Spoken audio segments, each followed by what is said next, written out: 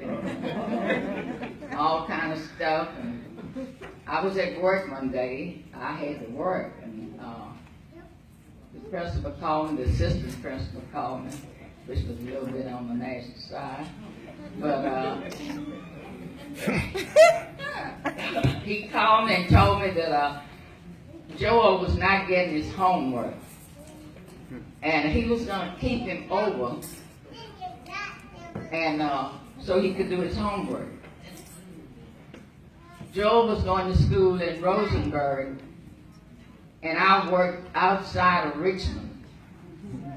And I told him, I said, well, I don't know how you're going to do that, because he has to get home. He said, well, Miss Johnson, he said, we have people to drive all the way from Fulton. I said, I'm very sorry.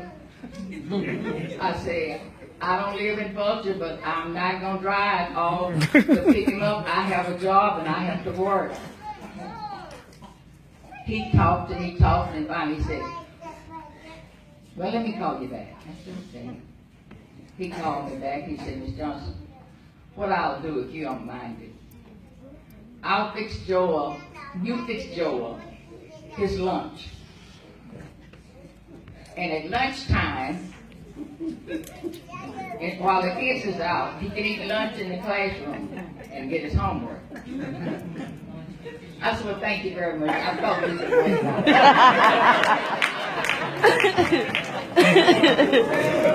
Oh, Jack and Joel. No lie. But first, I want to say that I love everybody. I love my kids so much. It's no doubt in my mind that I do love them. I love everybody. I love their friends, and you know, at one time I had a whole house full of children, and all of them wasn't even mine. But we had a good time, and whatever we had to eat, everybody ate it. I had some different colored kids, and a little boy, one day I cooked a pot of beans and some cornbread.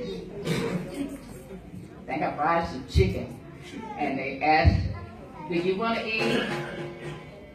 He said, no, I don't think so. And my table was all around with kids. He sat there and looked at them a while. He said, Miss Johnson, you know, I believe I do. But I have the love I have for everybody. It's no joke. It's for real. And I want you to know that I love the Lord. And I love my family.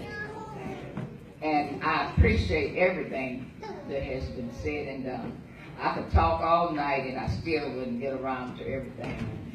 But Larry, he went into the service and left us all crying and all, and we thought we weren't going to even make it without Larry. We want to feed no more hogs. But one day I told him, and this is the truth, one day I told him he was complaining and doing, and I told him, I said, Larry, I said, the same God that is here, he's over there. And I continue to pray for him. And thank God he brought him back safely. Amen. I'm so grateful to be here. And you know, I'm 90 years old. I don't even think about my age. I know when my time is up, you know, the Lord come to get me. But I don't worry about my age. I'm just going to live on until he said, well done. Amen. Amen.